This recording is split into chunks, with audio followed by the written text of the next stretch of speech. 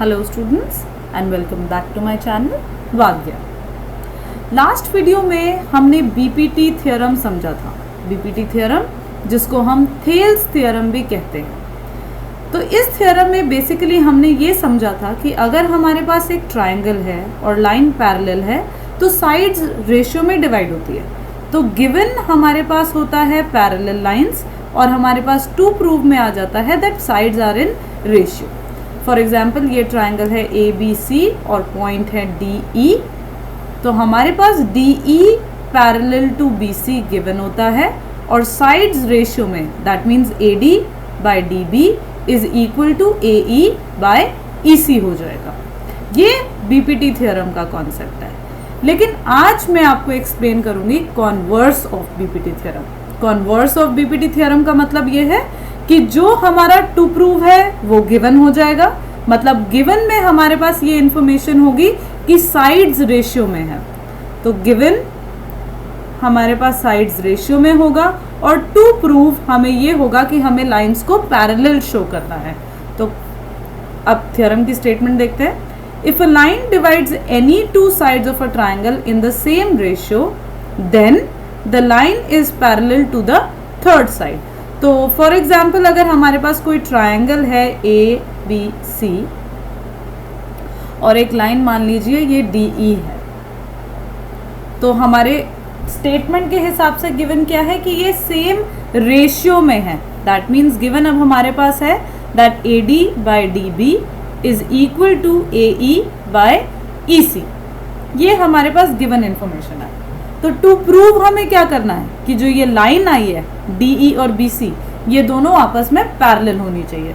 तो to prove that D E is parallel to B C. अब हम अपना प्रूफ स्टार्ट करते हैं। प्रूफ स्टार्ट करने से पहले हम एक अजम्पशन लेते हैं कि मान लो डी ई बी सी के पैरेलल नहीं है और कोई और पॉइंट है सपोज ई डैश और वो लाइन पैरेलल है। So let us assume that DE dash is parallel to BC।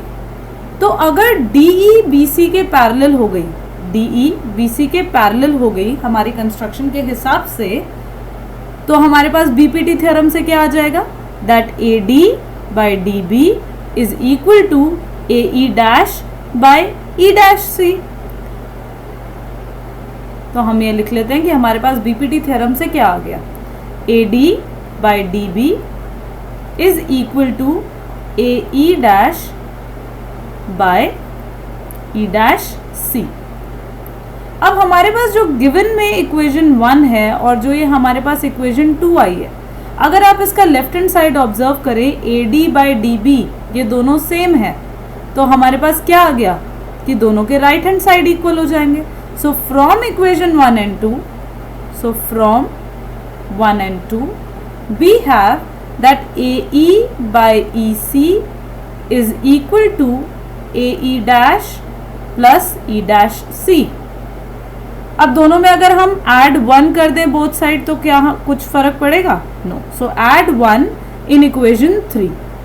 तो 1 add करने के बाद हमारे पास क्या आया, AE by EC plus 1 is equal to AE dash by E dash C plus 1। अब एलसीएम लेते हैं, आगे सॉल्व करते हैं। एलसीएम लेने के बाद हमारा EC एलसीएम हो गया डिनोमिनेटर में, AE plus EC is equal to, यहाँ पे हमारा एलसीएम क्या हो जाएगा, E dash C plus E dash C। अब न्यूमरेटर को देखिए, फिगर में देखते हैं ए ई प्लस ई सी कितना हो गया, ए ई प्लस ई सी पूरा ए सी आ गया, A C by E C is equal to, figure में फिर देखते हैं A E dash plus E dash C, A E dash plus E dash C वो भी ए सी आ गया divided by E dash C.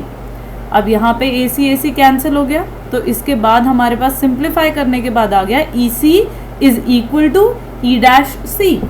Figure में देखो ई सी और ई डैश सी, ई सी हो गया ये और ई डैश सी हो गया ये दोनों इक्वल है और ये दोनों इक्वल तभी हो सकते हैं जब पॉइंट ई और ई डैश दोनों कोइंसाइड करें, और जब ये दोनों कोइंसाइड करेंगे तो जो हमारा अजम्पशन था वो रॉन्ग हो गया। तो DE is parallel to BC, hence proved. Thank you and keep watching.